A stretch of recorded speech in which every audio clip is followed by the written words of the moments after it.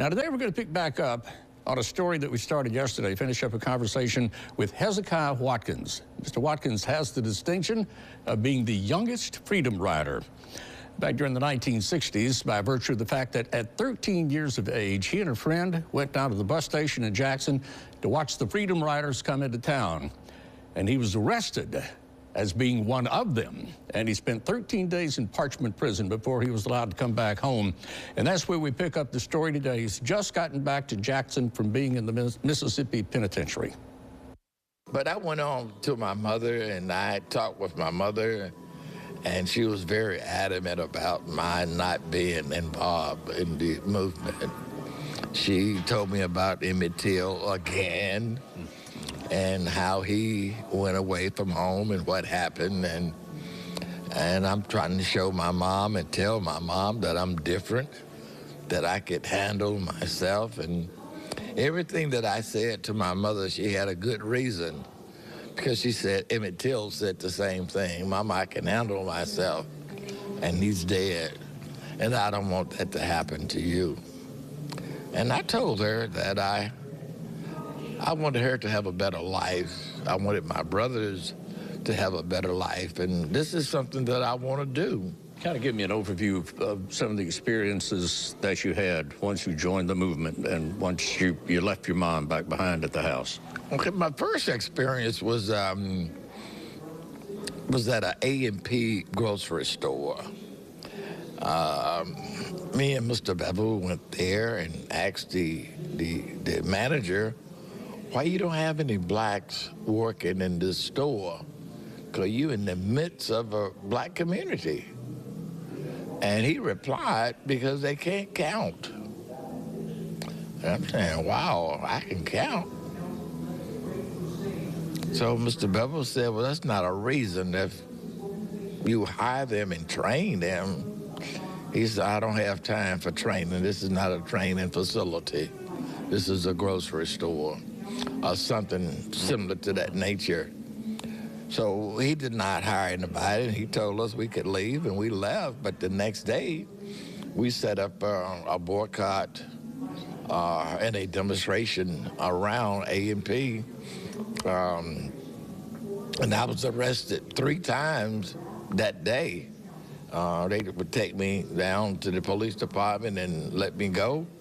And I walked from the police department back on West Capitol, where A&P was, and was arrested again and again. And we went to the store, and he said, man, what y'all are doing is hurting my business.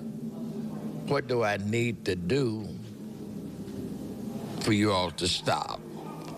And Mr. Bevel replied, we just asked you to hire a few blacks.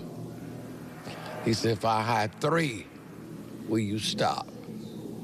See, yeah, you hire 3, we'll stop. And then our job switched, because we tried to find a black person who can run a cash register. And that was a no-no in the 60s. There was no blacks running a cashier, a cash register, nowhere. But we found 3 young ladies who was willing to just give it a try.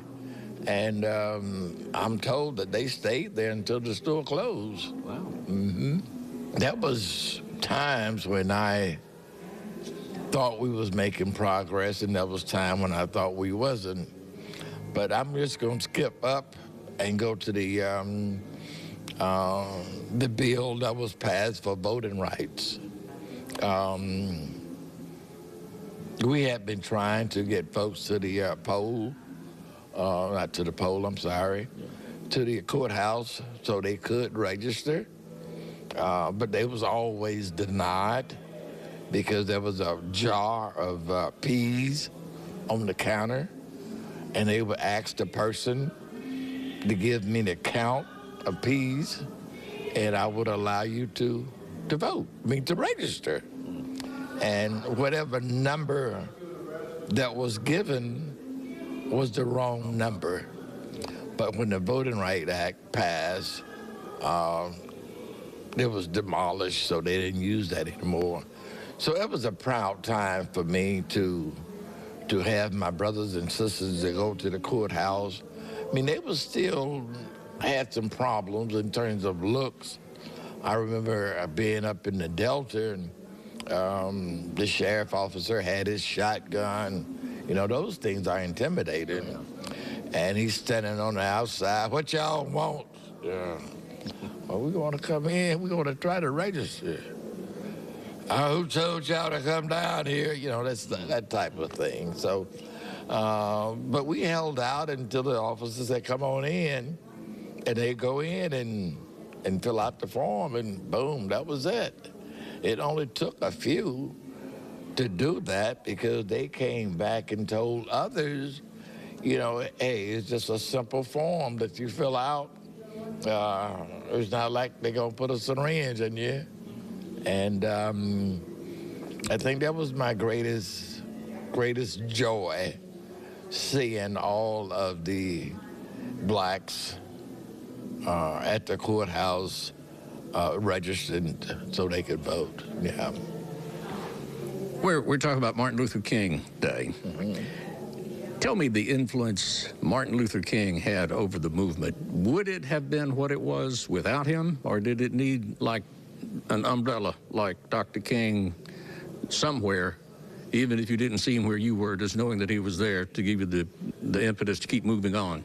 Well, you know, Dr. King was our rock, whether he was in Jackson, whether he was in Washington, D.C. The message came over the airway. The media always ran to Dr. King, even if he was coughing. They got his cough, you know, on tape. So he couldn't be in every state, every place, all the time. But the media, what you all did, was very helpful because you all carried that message. And I think, well, I know if it had not been for Dr. King, we would not have made the steps that we was able to make. Well, Hezekiah Watkins serves as a volunteer down at the Mississippi Civil Rights Museum now, and we thank him for his contribution to Mississippi history. And speaking of that museum, you need to go see it sometime. It's a very frank part of Mississippi's history that is told with no holds barred.